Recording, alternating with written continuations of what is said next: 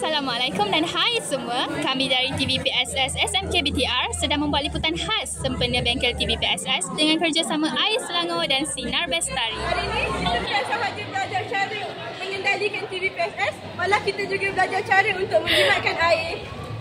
Lebih kurang je kita basuh kita cikgu. Jom, aku pun rasa kereta cikgu kotor. Jom kita basuh. Tapi kita kena ada permission cikgu dulu. Siapa yang nak tanya? Aku tanya. Boleh. Okey, jom. Boleh tak kita lakukan cikgu nak basuhkan kereta cikgu? Free. Ada. Yeay!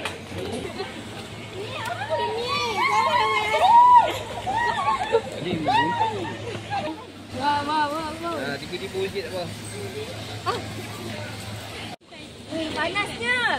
Dahaga lah. Aku lupa aku boleh bertukar jadi air. Boy, kuasa air. Apa ni? Kenapa korang main air? Bazir lah. Jangan bazirkan air. Berhenti. Korang nak tahu tak? Setiap tulisan air ni apa harga tau? Korang minta maaf. Orang nak basuh kerja je. Tak apalah. Tapi lain kali jangan buat tau. Kita kena jimat air.